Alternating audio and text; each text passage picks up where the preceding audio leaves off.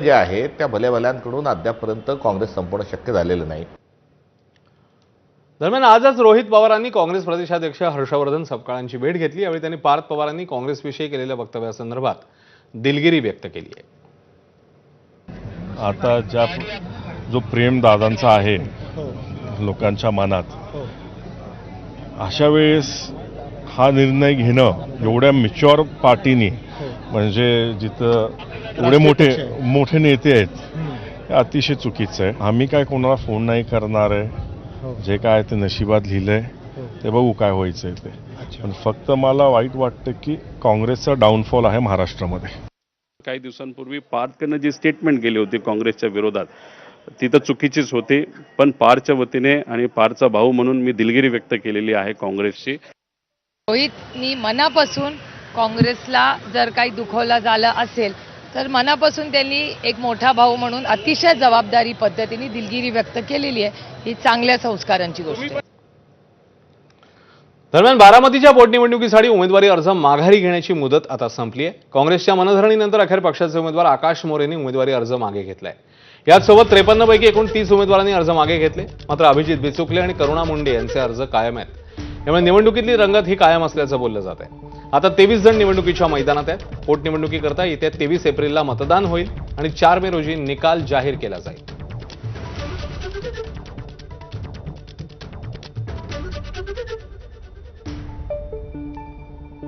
मला इतक्या दिवस पाठिंबा देणारे आमचे महादेवजी जानकर असतील, विशेष करून आमचे बाळासाहेब आंबेडकर ज्यांनी मला आतापर्यंत फोन करून सतत सपोर्ट केला, ते असतील, सर्व आमच्या महाविकास आघाडीला सर्व पक्षांचे मी जनतेचे खूप खूप आभार मानतो। तर बारामती आणि राहुरी पोटनिवडणुकीसाठी स्टार प्रचारकांची यादी जाहीर झाली आहे। पवारांवर विखारी टीका करणाऱ्या गोपीचंद पडळकरांचं नाव स्टार प्रचारकांच्या यादीत असल्यामुळे चर्चांना उधाण आलंय। गोपीचंद पडळकर सुनेत्रा पवारांचा प्रचार करणार आहेत। भाजपकडनं एकूण 40 प्रचारकांची यादी जाहीर झाली। यामध्ये देवेंद्र फडणवीस यांच्यापासून गडकरींसह अनेक दिग्गजांची नावं आहेत।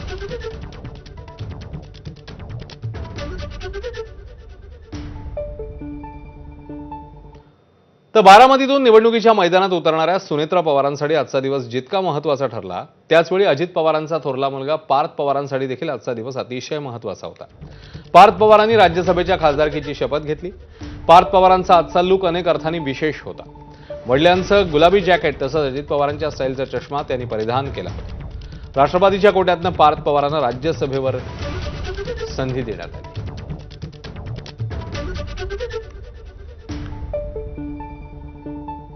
आम्हाला सगळ्यांना म्हणजे दादा नाही राहिले, त्यामुळे थोडा अफसोस पण आहे, स्वाभाविक आहे।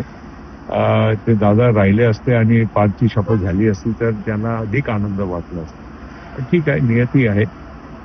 माझी पार्थला खूप खूप शुभेच्छा आमच्या सगळ्यांच्या आशीर्वाद। तर बारामतीप्रमाणेच राहुरीची पोटनिवडणूकही बिनविरोध करण्यासाठी भाजपने प्रयत्न केले। मात्र राहुरीच्या पोटनिवडणुकीत 7 उमेदवार रिंगणात उतरलेत आणि निवडणूक चुरशीची होण्याची शक्यता आहे। या निवडणुकीत भाजपने ज्येष्ठ नेते शिवाजीराव कर्डिले यांचा मुलगा अक्षय कर्डिले यांना उमेदवारी दिली आहे। तर शरद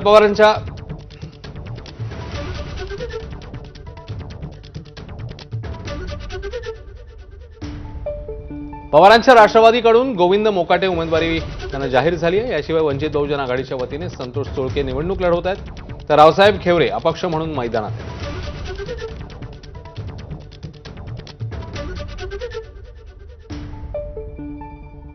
फोन आले होते।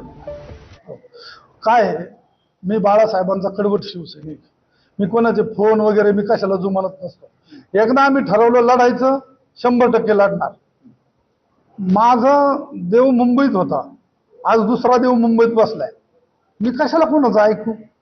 इथं कोणी माझा नेता नाहीये, माझा नेता मुंबईत आहे आणि माझ्या नेत्याला माहिती आहे की मी लढतोय, सामान्य माणसासाठी लढतोय, तालुक्याच्या अस्मितेसाठी लढतोय, या तालुक्याच्या तरुणासाठी लढतोय। 28 जानेवारीला उपमुख्यमंत्री अजित पवारांचं अपघाती निधन झालं। यानंतर अजित पवारांच्या विमान अपघातावरून उलटसुलट चर्चांना जोर आलाय। अजित पवारांच्या अपघातावर शरद पवारांची राष्ट्रवादी आणि ठाकरेंच्या शिवसेनेने सातत्याने शंका उपस्थित केली आहे।